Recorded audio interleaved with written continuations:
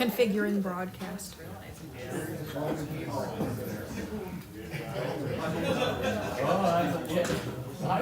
what I was a fan when Gabriel played.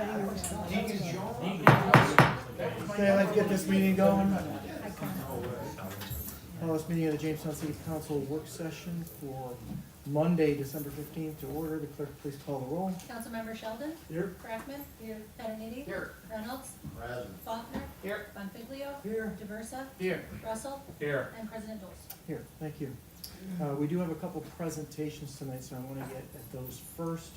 We have the regular audit representative Carl Widmer from Drescher and Malecki will be here to do the 24 audit. He'll go over some information with you and probably open up for questions. And I want to get him out of here because he's got to drive back to work the park. And we all know what Route 60 looks like in December, so the floor is yours. All right.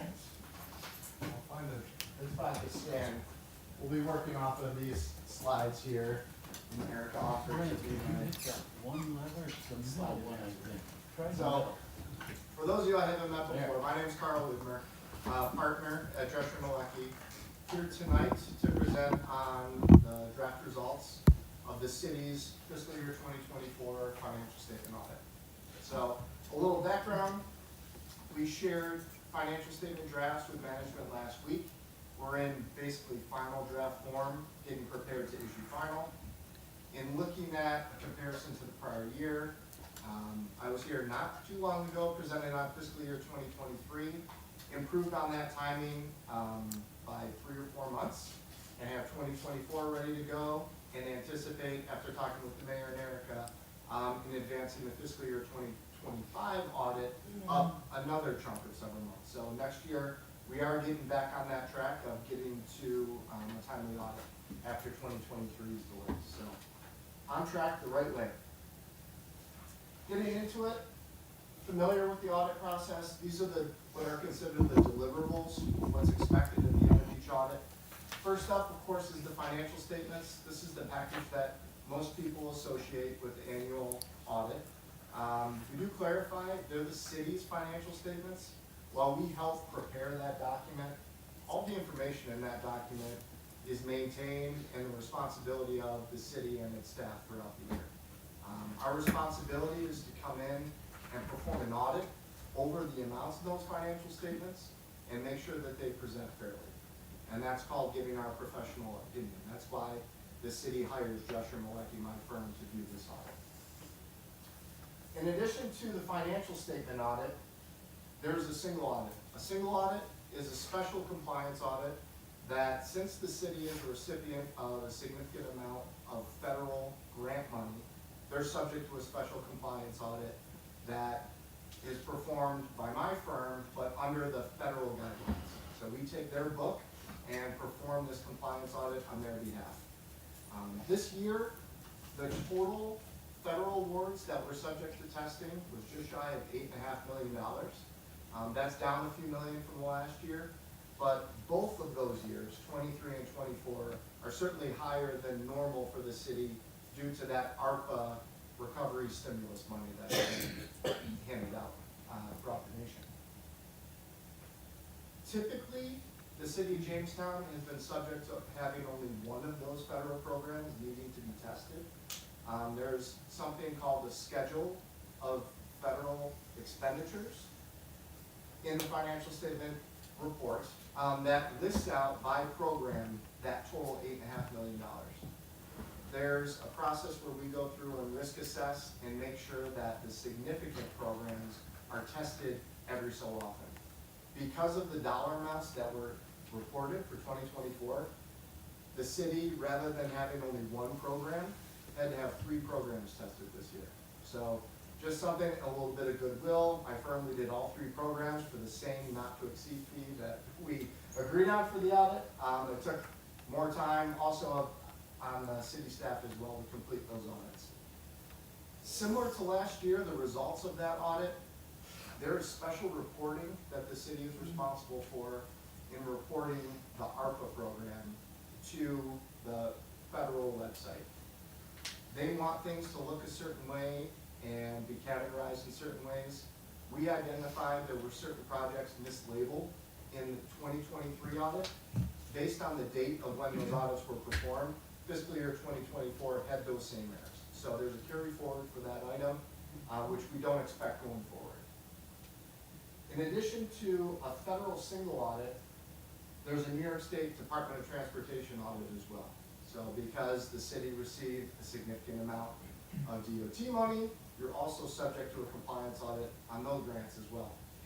So the CHIPS program was selected, that's typical for the city. And total state awards were just shy of $2.5 million, pretty consistent with prior years. And again, the results of that audit were no findings on the New York State DOT, so that's being known. Second to last, auditor communications.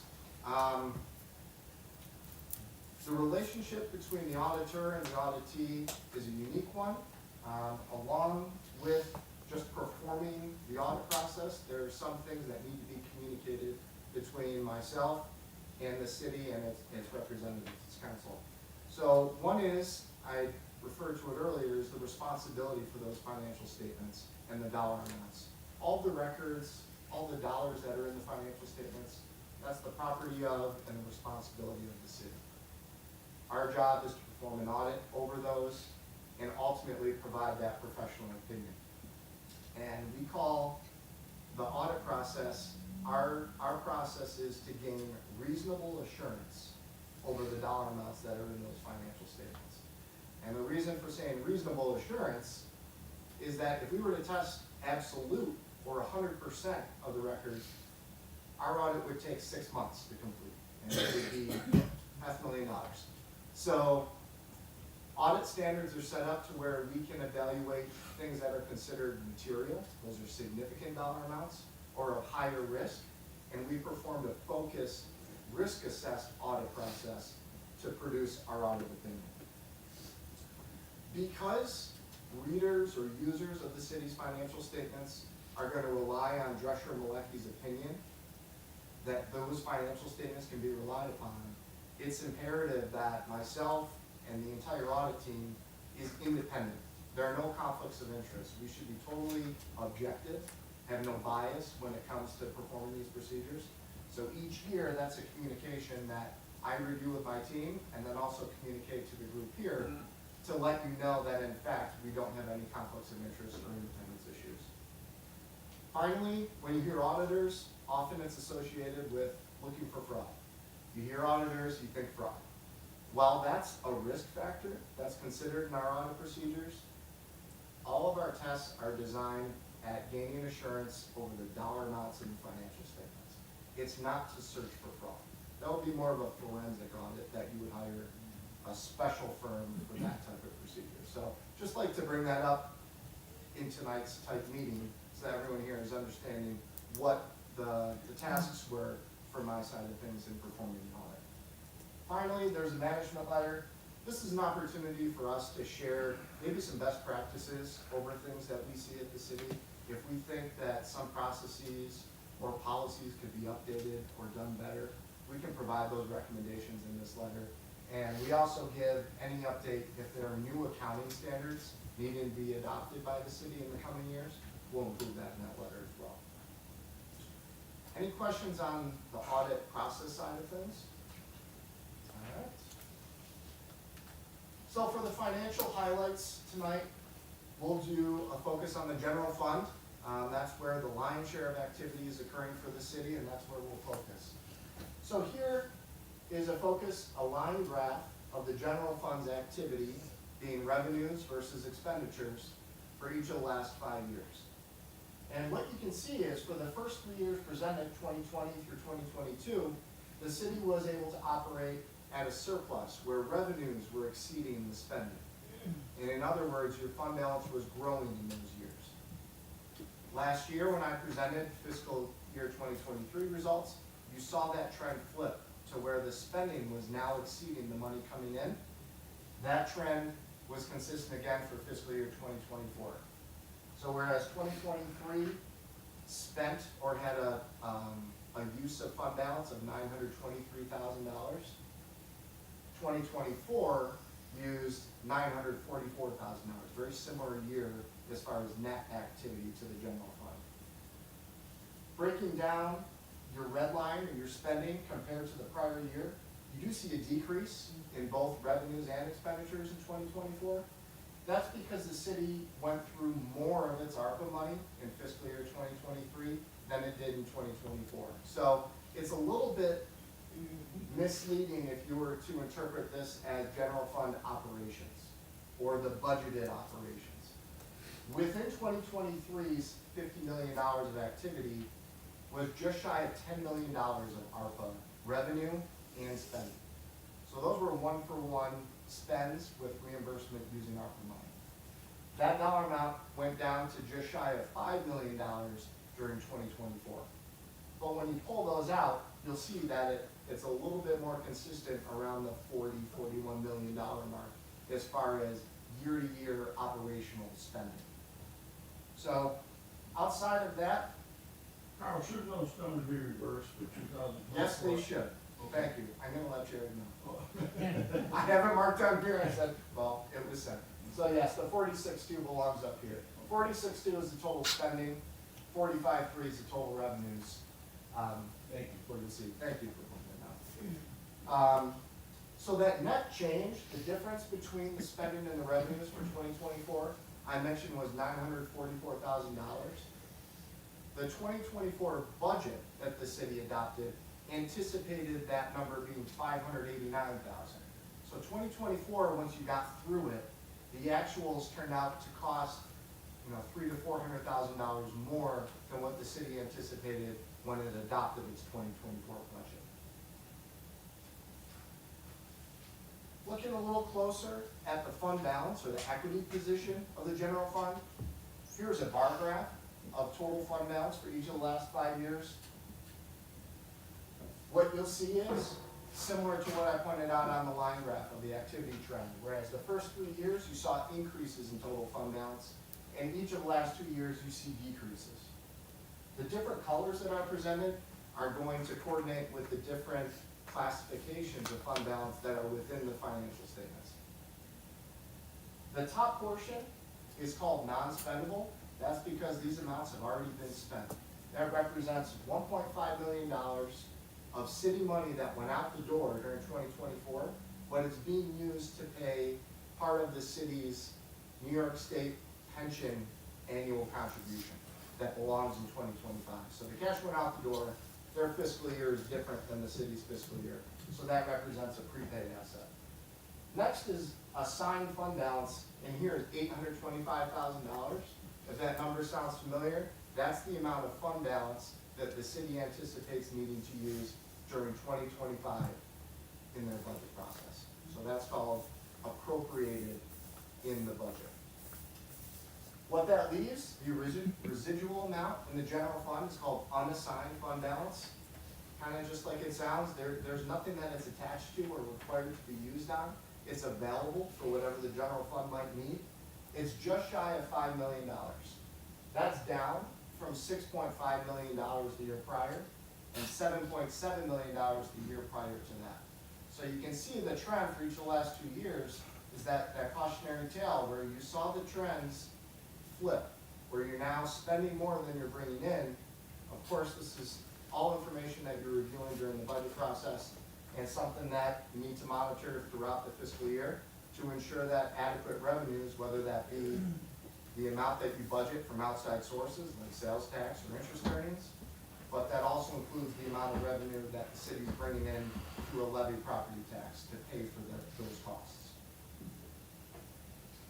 So on that total unassigned fund balance, on the next slide, I brought this up in last year's presentation too, is a common benchmark that readers of government financial statements will use to evaluate an entity's health, fund balance health, fiscal health, is to take the amount of unassigned fund balance at the end of 2024 is just shy of $5 million, and compare it to the entire year's spending, which on the previous slide we saw was $46.2 million for the year.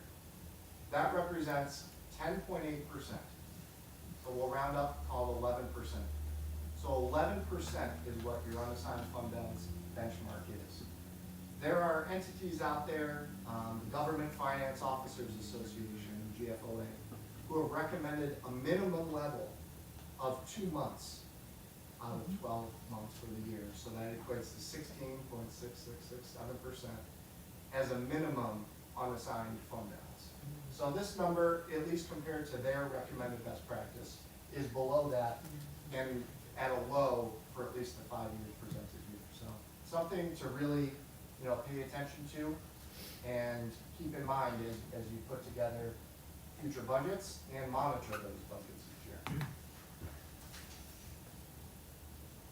Wrapping up, here's really just some contact information, but an opportunity for me to share just a conclusion here really is, so overall financially, we saw the challenges that fiscal year 23 and 24 have put on the city. You're not alone. I would say these trends are commonplace, especially in New York State municipalities and especially cities in New York State. 2 years of consistent fund balance use with fund balance use anticipated for fiscal year 2025 to balance out. So looking at how much fund balance will remain at the end of 2025 is going to be a big concern and something that we'll take a look at in next year's audit as well. From outside of the dollars, the internal control environment, that's all the processes and the policies that the city is using to help put together these financial statement amounts. Your payroll process, bank reconciliations, cutting checks. We look at those during the audit process. We had a comment in last year's report, again, due to the timing and also turnover in staffing and just how much has been going on, that item wasn't able to be addressed during 2024. So we still have a comment in there basically saying that some of these key accounting cycles are lacking segregation of duties. There's one individual performing things, and it would be best practice to have an independent individual review and approve those accounting cycle activities that are happening. One item that was in fiscal year 23 but was removed for this year, so I want to highlight, where there's improvement, we can take note, is audit preparedness. The city understood the timing of this audit being put in October, November, due to the delays that was 2023. That was due to delays in audit preparedness. This year, those records were available. Office was ready for us to come in and do the audit when they said they were going to be ready, and that's going to result in an improvement on the start time for the next year's audit. Finally, if we did experience any issues with getting full cooperation from anybody, or if someone tried to direct our audit and said, well, don't look at that one, how about this one instead? Those would be examples of red flags that we would say, hey, there might be an issue hiding here. If there was any issues like that, we would communicate it to the group. We received full cooperation, had an unlimited scope is what we call it. We had full access to all records. And it really was a pleasure to work with the city this year. So that's the prepared presentation. I hope that was helpful. If anybody had any questions, I'd be happy to answer. Should anybody internally express what's coming down the pipe for next year? Yes. Financially? Yes, Okay. yes. Yeah, and we're aware also, when I see that $825,000 in the budget, already we see where 25 is headed. My comments on that will be, once we audit it, I can comment on the information, but yes, we're aware. Any other questions? Just to add to that, Bill, and answer your question, Carl and his team have pretty much an open door for emails and questions throughout the year. Just because they're here for this audit process doesn't mean they're not available for Erica or myself at any given time. They've been very versed in where we're at with this budget and what we did and where we were heading. So to say they were informed is an understatement. We kind of rely on them more than informational. Yeah, and that's up there for all of you, board members who'd like to reach out, please feel free. I think just one note too, you can see the kind of spike in this downturn. Again, just to reiterate, the impact of the ARPA funds that we had. If you went back several years, you'd see that, more of that same trend, and you had that big spike where you did have more revenues, because obviously we had more money to spend. And it's kind of, to look at. This, how many years have you done this? 3? Three? This is either third or fourth year. Okay. Thank you. Any other questions? If not, Thanks, thank you. Carl. Thanks, everyone. You're good to go. You can get out before it gets any more snowy. You go back to Orchard Park and say, go Bills. That's right, go Bills. All right, we'll go on to the next presentation. We have representatives from the BPU.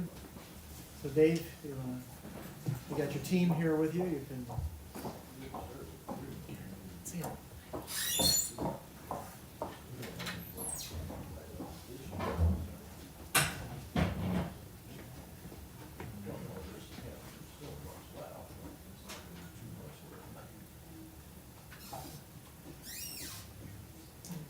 Yeah, thank you, appreciate it.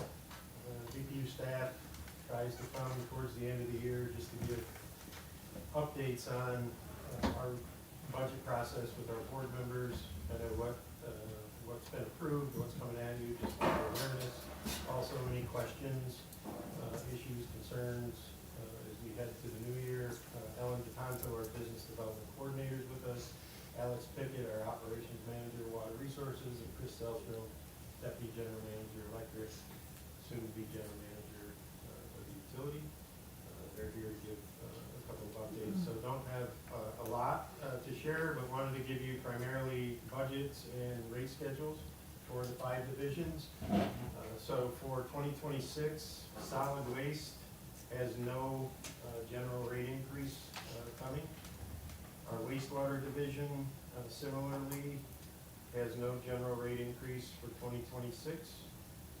District heat, we had communicated over the summer months, the intent to have a 10% rate increase on district heat that went into effect November 1st for this heating season. So we've worked through those communications.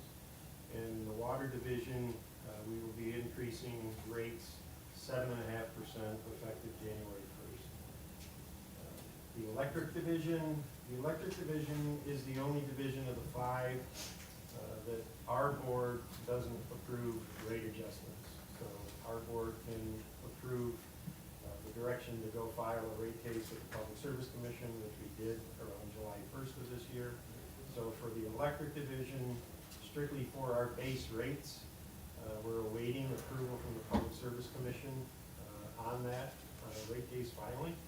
So we think that we will get that before the end of December, and we'll have a base rate increase for electric effective January 1st, but that's not given yet. That order has not been approved, that order has not been issued, and we don't know the specifics of that yet. That was for just under a 10% rate increase on base electric rates. Base electric rates had 2 increases over the last 16 years. One was in August of 2010 for 2.33%, and the other one was in March of 2016 for 1.69% of overall revenue. So we haven't had a rate adjustment in electric for 10 years, and I think a lot of work with our board members to file under 10%. So we anticipate hearing that maybe by the end of this week, what's been approved and what the effective date is for that. So those are rates. For our 4 divisions, we also have schedule of rates, which is kind of our rules and regulations for district heat, solid waste, wastewater, and water.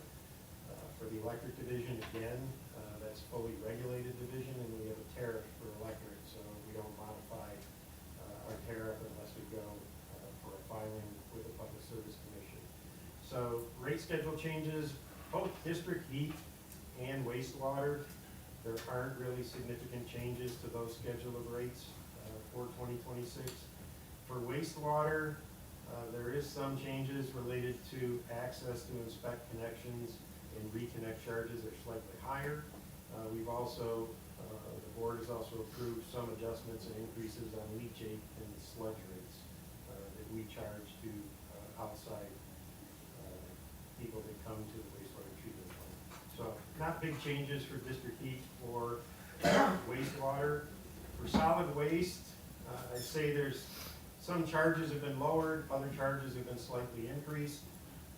Not any significant changes there. However, for your awareness, a new charge has been approved, which is a $20 fee for the residential yard waste stick.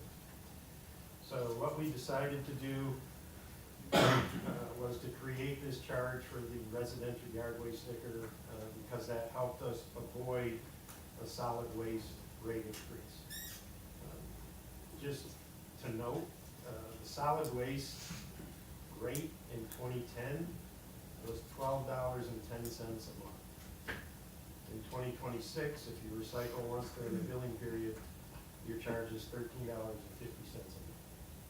So over that 16-year period, rates for solid waste have gone up about 0.7% per year. So we worked hard to keep the rate flat for 2026, but when we're looking at the grinding charges for the yard waste site, we thought that some of those increased charges were more specific to the users of the site, and so we've added this $20 charge for yard waste stickers. On the water rate schedule, there's more changes there. There's a lot of definition updates, language changes, access to meters, some increased service reconnect charges, and we also adjusted bulk water rate increases. But all those are available. I can get those out to you. That shows you the rate schedule changes. I would say nothing that's overly significant or nothing that should be a huge surprise to our customers come the new year. Any questions on any of that? Minimal. No, it's, electric is a concern, for sure. We also are fortunate to have an allocation of hydropower. But the New York Power Authority is increasing hydropower rates. I would say similar to our situation, NYPA's last hydropower rate increase was 2014. So they've gone 12 years, but they're investing a lot of money in the Niagara Falls plant. They've got increased costs, and so we worked through a rate increase process with them about a year ago. That was stopped by the governor because it was excessive. They've now put a new plan forward this fall, and they have a 6-year rate plan that will start April 1st of 2026. So when you look at the electric bill, there's some concerns with higher costs that we work hard to manage. But that is something that our customers will see. We worked hard also with the hydropower rate increase to move that to April so that we got beyond the winter months where a lot of consumption charges are higher. So that's where we are with the budgets. Any questions? The electric rate increase of just under 10%, if that gets approved, what's the average household gonna pay additional per month? Yeah, I think we calculated that, and I would say less than $5 a month is what I remember, but we need to get out a better number, so we can communicate that. Okay. I could do the calculation in my head, but I try to get it wrong. I think we'll do an update on the Jamestown Community Fiber Project with Chris and Ellen, but before that, for council-elect members, and for if we have, and we anticipate at least one new BPU board member in the new year, we'll be reaching out to everybody to set up orientation sessions for the BPU. So we like to do that with new council members and certainly with a new BPU board member. So we anticipate doing that in the January, February timeframe. I think Councilman Bonfiglio has also asked about facility tours. So that's on the list, I didn't forget.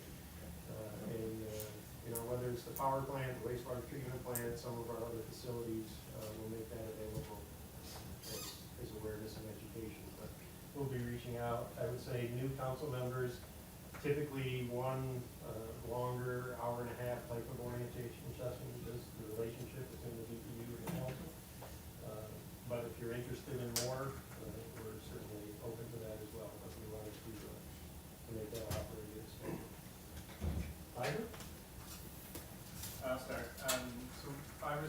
well.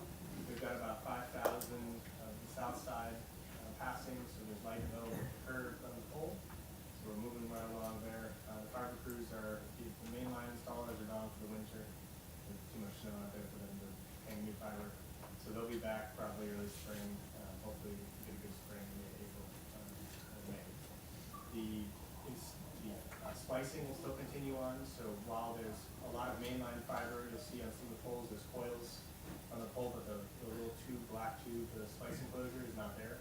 So the splicers are out of Buffalo, so they're gonna continue coming down over the winter to keep splicing, so we'll get more homes available at the curb throughout the winter, even though more mainline won't come up until spring.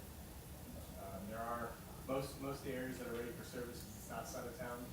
We have just received, I think 2 weeks ago, we got state permits to do some of the main road crossings, so once snow melts, we'll get the crossover roads and even more areas that have been built but not connected back to the substation yet.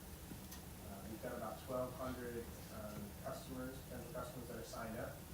If you overlay the two areas, only about 200 of those are in areas that are ready to be served, so we're still working through trying to get everybody that can sign up for service. Will probably be throughout the next summer. But overall, it's progressing very well. Home installs will likely start January, February, actually ramp up in service to overlap the light areas and a sign up. Right now, we're just looking for more people to sign up. Ellen, talk about what we're doing to encourage them. We are doing a lot of marketing, and I hope that you have seen some of our marketing. I'm going to give you a couple of things that you can pass out at the table. One of the things that we've worked very hard on is to do both what we'll call organic marketing. So you can see that on social media. We've got a lot of different videos that have been put on, as well as some of the shorts. And the reason that we're doing that is, again, it encourages people to look for a little bit more information. Much of what we're trying to do is educate our public. What does an open access network really mean? There's really good blogs out there now. We've got 4 of them. Those are detailed articles about what's a speed, what's broadband mean, what does upload, download speeds mean. And as we get that information out there, we're finding that people are signing up. Chris talked about having 1,200 prospective customers already. That's a really good number for mostly doing organic marketing. One of the things I hope that you've seen is some of our billboards. Those are not free, but we have more of those coming up. And those are in strategic areas as well. Our electric territory is where we're able to put our fiber, and so that goes beyond the city borders. So we're trying to strategically place our billboards so that people coming into the city, as well as going to Falconer or going to West Ellicott, can see that there is information available. We have a great website. Again, more and more information is being put on that daily about our fiber project. And we think that that is encouraging people, again, to sign up now, even though they can't get connected, as Chris said, until we get into the first quarter. I think that's basically what we need to say. So again, we're looking forward to our new council people coming on and getting more information that you'll be able to share with your people. I'd also mention there are 2 open access internet service providers that are on the network.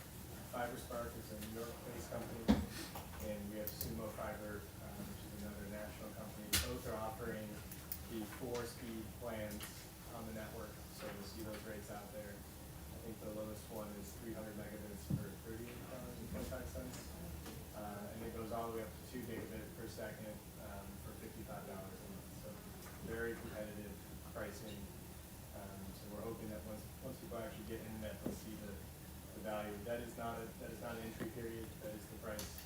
We don't expect it to go up. If anything, if we get enough people, it might even go down over time. So more people that sign up, the better. JamestownBQ.com/fiber. City Hall signed up? The main, there's a few companies like City Hall that have at least our dark fiber, so they don't need this type of internet. This is probably more for small businesses, residential services, some industry potentially if they already have dedicated partnerships. But some of the outbuildings will definitely grab, and some of the smaller, we've talked I think a lot about street lights and some other things that this network will open up access to, so there will be other applications for the city. Free Wi-Fi. And also 90 days of free service once you sign up. So, once you actually get the service. So you sign up and then we'll come and do the drop. And then once the drop is installed, you'll get 90 days of free internet on the microphone. From a council view forward, before the end of 2026, and maybe closer to Q2 or Q3, we're gonna have to work through a process to create a sixth division of the BPU. So I think between Bill Wright, our council, Chris, Elliot, the mayor, others, we need to figure out exactly what we need to do, how we need to go through the BPU board members, and then what comes to the city council. But ultimately, we'll have to create a separate division. It's a separate enterprise fund. But we're still in the grant process, and that grant runs to the end of next year, so there's not urgency to do this. Obviously, spinning up a new division that doesn't have any revenues is premature. But, you know, I think that just as we get to the second quarter, we'll try to give an update on that, so you're not caught off guard. That's just part of this process. The other item of importance right now for city departments, BPU as well, the fueling station, the new fueling station continues to be constructed under Alex's leadership. We anticipate that construction is going to be completed in January now. And so as that comes to a close and it's ready for use, I think Alex will be getting out and training individual users with a vehicle fob and also an individual key code to use that site. But we're getting closer. We anticipate them back before the end of the year, completing the construction sometime in January. So working on that as well. Any other items to share? Dave, what's gonna happen to where the fueling station is now? It'll be decommissioned and dismantled, and that space will be made available for likely electric division use.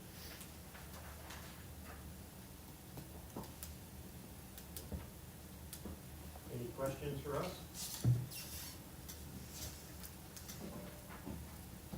Very good, thank you for the time. A lot of stuff, but if you have any questions, get a hold of them. Very good, thanks, Dave. And we're always available if you do have questions or needs, for sure.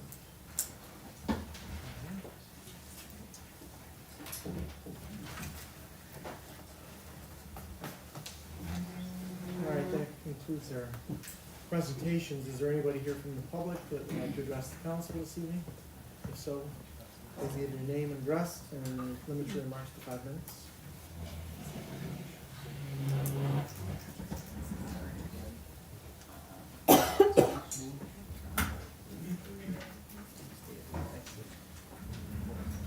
Evening, folks. Paul Wolf, 212 Fulton Street.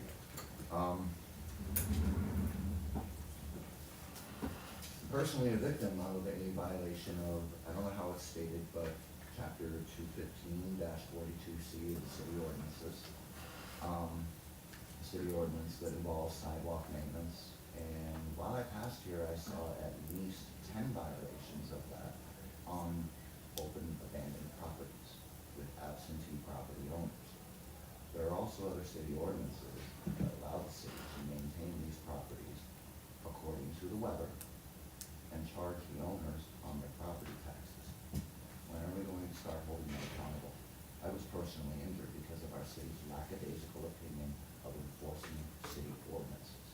I can walk down the street right now past our chief smoking a cigarette, and he probably doesn't even know that I'm breaking a city ordinance. Because we have an ordinance on the books that says you can't smoke cigarettes on public property, including sidewalks. When are we gonna start enforcing our city ordinances? That budget talking about how we're losing money. Come on, there's your revenue. You charge the property taxes, you take these people to court, you hold them accountable, like I would be held accountable. I'm disabled. You go past my house, my sidewalk is totally clear. Why can't we do that everywhere? Why can't we hold people accountable? I got hurt behind this. When are you guys gonna do something? I'm not the only one. I can't say who else has, because nobody has the balls to come here and speak up. But I can't be the only one in a city of, what, 23,000? Who's falling on public sidewalks that aren't maintained by the property owners. Why don't they say anything? Because of this right here. You guys don't enforce stuff. We have laws for a reason. I come here every other week talking about local ordinances, don't I? Can we please do something? If I fall and get hurt again after all this, what do you want me to do? Want me to keep coming here complaining? Want me to sue them folks? Want me to sue the city? Because I keep coming here complaining about violations of city ordinances and y'all won't do nothing. I'm gonna go that fucking route. Excuse me. Excuse Sorry. you, you're not gonna talk that way. I apologize. I don't wanna go that route. But does it make sense? And I don't think anyone else does either. We have city ordinance for a reason. Please, can we enforce that? Please. Thank you. Anyone else? Seeing none, we'll move on to our committee reports.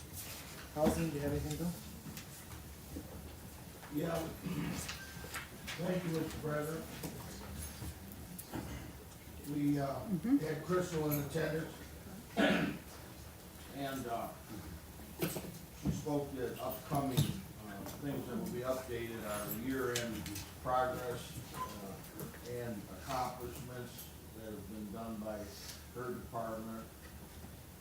She talked briefly about the CAPER initiative that's on the agenda tonight and for voting, along with the $200,000 for Blooming Gardens, project, with Stell and Code being partners, in on that project to get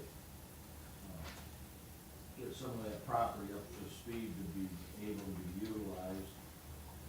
She added that the comprehensive plan was forthcoming and hopes to have some sort of a draft soon. It's moved along pretty well, about a year and a half, years worth of work. And then once that's done, the zoning code will be revisited and probably take a year to a year and a half to complete. I had mentioned the town of Chautauqua was in 3.5 years doing the same project for their town, so kudos to Crystal and the team that she's assembled on getting it done pretty quickly for that kind of work.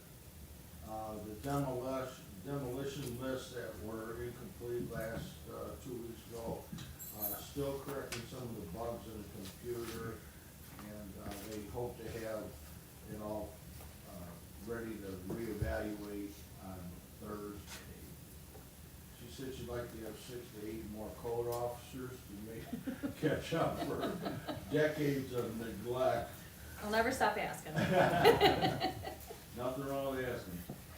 So, yeah, it's been a long time since a lot of these things have really taken front seat in priorities.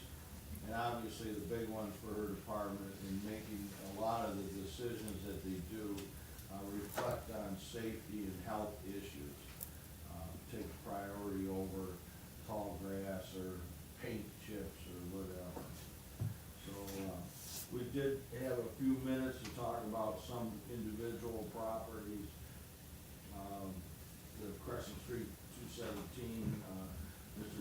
Gonzalez brought up that it's been condemned and that it's not boarded up properly, and it's apparently still owned by somebody. The city or the land they do not own that property. I brought up a Howard Street property. So we had a couple of, what ifs and specific addresses. Brett asked about housing court with the second large landlord that's accumulating quite a few violations, and that might come forth soon.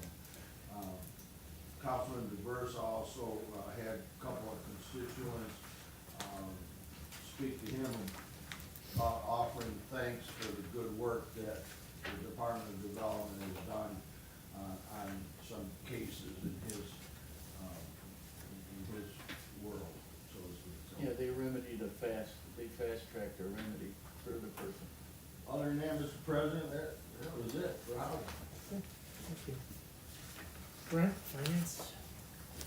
Thank you, Mr. President. I have 5 resolutions. The first is authorizing the city comptroller to effect the 2025 general fund overdrafts.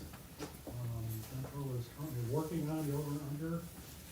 So complete resolution will be provided after the December 29th voting session, so we did not take action on that.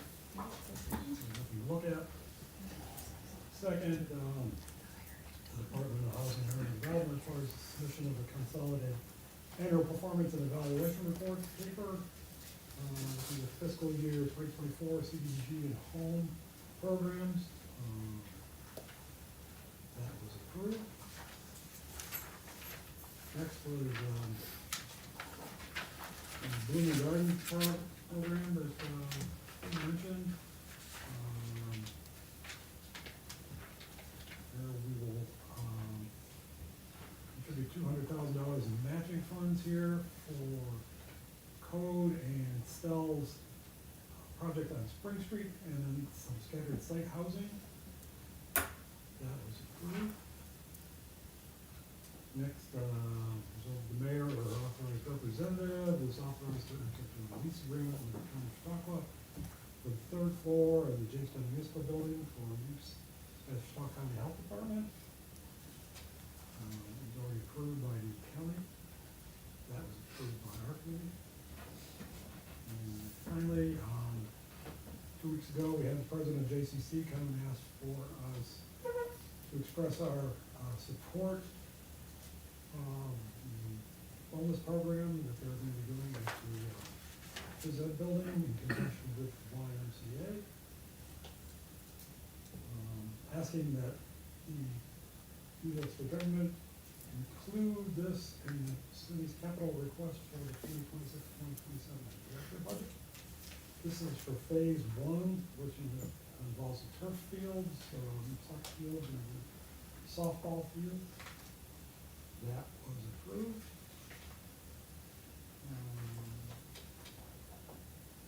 There's really nothing else to report on that.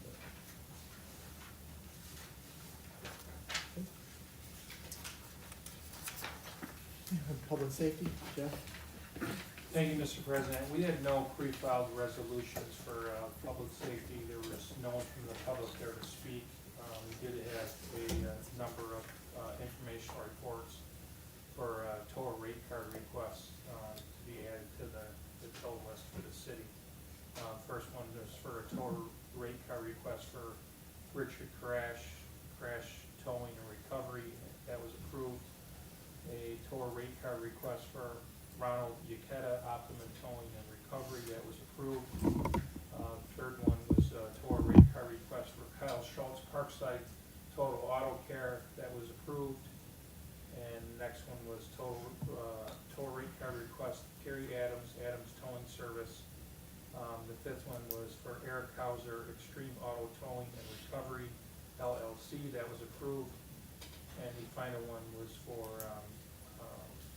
Michelle Yurchik from DLS ATLLC, and that was approved. We also did get a kind of a late email letter from Eric Hauser from Extreme Auto Towing and Recovery. He voiced some concerns about the tow list, that there are several people on the tow list that own different LLCs,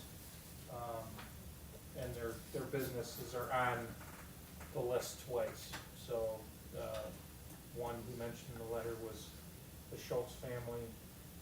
One of the LLCs is under his wife, the other one is under his name, and they're on the tow list twice, so he's concerned about that. So we discussed that. That is, however, the two businesses are, from what I'm aware of, are two separate addresses, two separate locations, and under two different names. Also in his letter, he did mention that two other companies that were on the list operate out of the same building, but they're father-son. So we did discuss that. I had a brief conversation with Mr. Ramondo about it as well, so that's kind of on hold what we're going to do about that. But we did discuss that if it's two separate businesses two separate locations and LLCs, and he just feels that it's not fair, but, so that's all we had. Move in rotation. Yes, there is a list that dispatchers keep in Mayville, when there's a police call, they go right down that list, so it's generally fair. He's just concerned that, it doesn't, they're the same family with two businesses, so. That's all. Very good. Okay, well, Public Works, do you have anything, Randy? Yeah, thank you, Mr. President. We did not have any pre-filed resolutions. And so there was a member of the public that came, John Rokehouse, and he had voiced his concern about, he has a house that he lives on South Avenue, which, if you don't know where South Avenue, Chautauqua runs into a T with it. And he's having issues with runoff water coming from the city into his pool and contaminating that at times during a big storm. And there seems to be a problem with who would maintain South Avenue, because one side is Bust-I, the town of Bust-I, and the other side is Jamestown, and it's been an ongoing issue on who plows it and maintains it. And there's also not proper drainage because it's not a certified street with curb and gutter and drainage as of now. So Mark is going to check in to see that if the city can work with the town of Bust-I for this, I think there's about 3 houses that live on that block. And it's non-paved street. So it can get rough down there, I've been down there, but, so Mark is gonna check it out to see if the city can work in conjunction to get some of Mr. Rokehouse's concerns addressed. And so we did talk about that, and other than that, that's about it. The city DPW is in full swing with their snow and ice. That has come early and hard, and they're going at it pretty good without many issues. Right, Mark? Yeah. Sure. That's many. But, yeah, so, yeah, we're lucky to have them as good as they do, and things seem to be going along fine there. It's not even winter yet. I know, it's not with the date, was it 21st or something? Yeah. Yeah, and, so there's, expenses that are being incurred with the snow and ice, and, people are generally happy with, their operations, so. But that's all we did have. Thank you. Yeah. Move on to anything else for council, from the council? Matt, do you have anything else? I do, I just have a couple quick things. So, we don't meet again until after Christmas, so I wanna wish everybody a Merry Christmas, or Happy Hanukkah, however you celebrate. Reminder that City Hall is closed Christmas Eve and Christmas Day and will reopen on the 26th. We made a decision today, we did not make it till late in the day, but have decided to extend the lighting contest. Unfortunately, some of the pictures we've gotten are very snow covered, and it's kind of unfortunate to get a good picture for the voting, so we're going to extend nominations to the end of the week so that we will accept more nominations, but we can also get out and get some clearer pictures for the ones that are very snow covered. And we'll probably have that posted for voting to begin sometime next week with the final decision by the end of the year.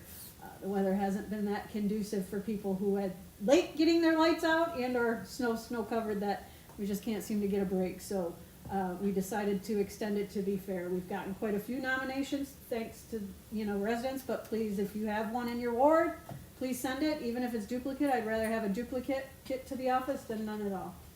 Mayor, is that on the City of Jamestown website? That Correct. people vote? Yep, Yep, so once those are done, you can submit it to the Lights website, Lights email, and then once the voting goes live, you'll see it. We'll do a press release and we'll see it on social media, and now you can go to the city website and vote just like last year. Oh, yeah, okay, because the people were asking, okay. Yep, Yep, so, a lot of great lights out there this year though, yeah.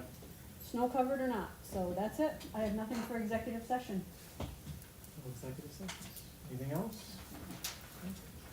Just a reminder too, again, the mayor said next week we're off for the Christmas week.